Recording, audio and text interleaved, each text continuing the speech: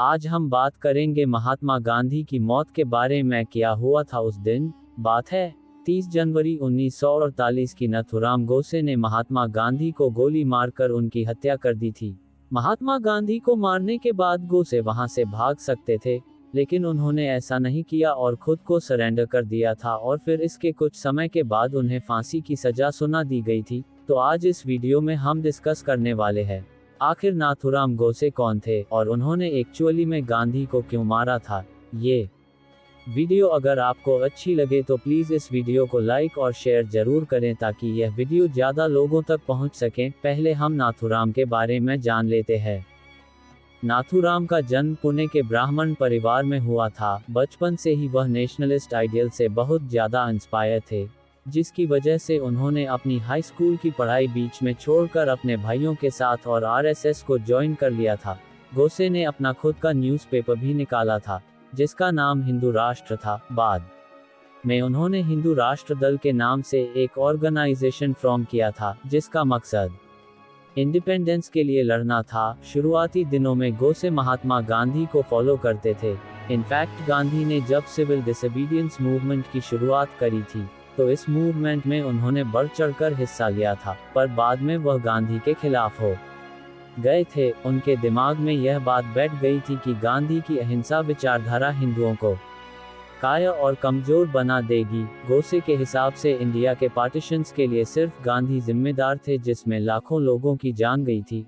आखिर गोडसे महात्मा गांधी के बारे में ऐसा क्यों सोचते थे, आखिर इसके पीछे क्या रीजन थे, चलिए जान लेते हैं। नंबर 1, जब अमृतसर के जलियांवाला बाग नरसंहार हुआ था तो पूरा देश ब्रिटिश सरकार के अगेंस्ट हो गया था। जलियांवाला बाग नरसंहार का मुख्य कारण जनरल डायर था।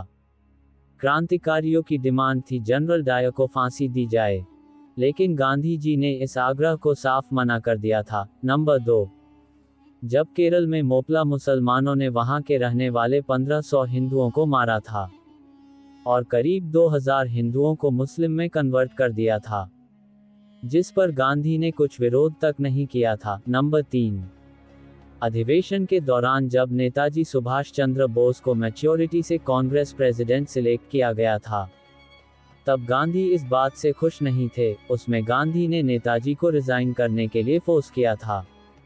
नंबर 4, इंडिया के पार्टीशन के समय Jammu Kashmir was ruled bye Hindu king name Hari Singh. उस समय गांधी ने हरि सिंह से कहा था, जम्मू कश्मीर के मुस्लिम डोमिनेटेड एरिया है और इसलिए वहां रूलर मुस्लिम होना चाहिए।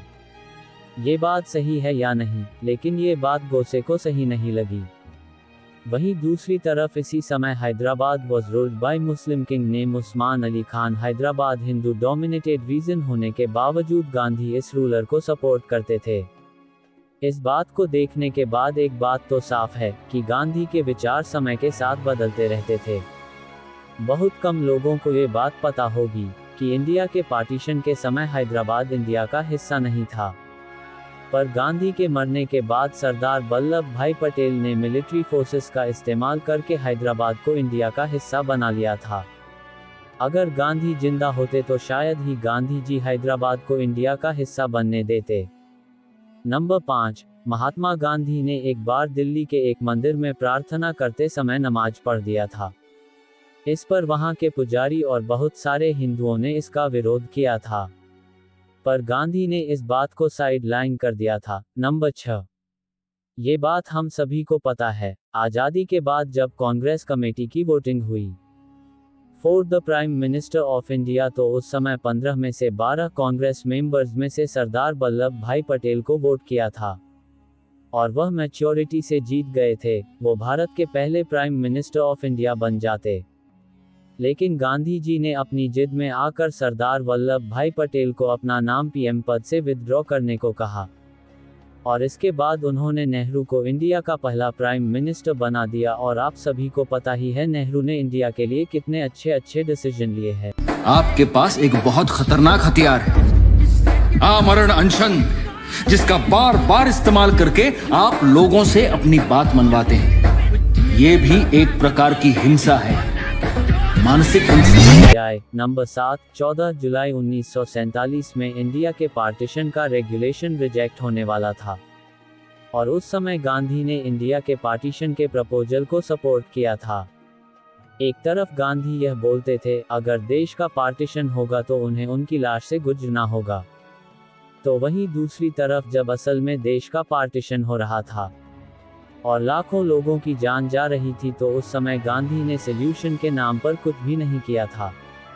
नंबर 8, पार्टीशन के बाद जो बात तय हुई थी, इंडिया 55 करोड़ रुपए देगा पाकिस्तान को। उस समय सरदार वल्लभ भाई पटेल ने इन पैसों को रोक दिया था और कहा था कि जब तक कश्मीरी इशू सॉल्व नहीं हो जाता, इंडिया पाकिस्तान को ये पैसे नहीं देगा। ये बात गांधी को सहन नहीं हुई थी और इस पर उन्होंने अनशन करते हुए ये कहा था कि जब तक ये पैसे पाकिस्तान को नहीं मिलेंगे वो अनशन नहीं छोड़ेंगे।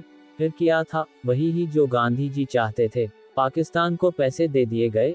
इन कुछ रीजन की वजह से नाथूराम गोडसे महात्मा गांधी को देश के लिए अच्छा नहीं मानते थे।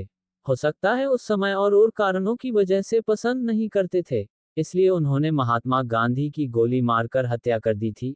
इस वीडियो को लाइक और चैनल को सब्सक्राइब जरूर करें। Thank you.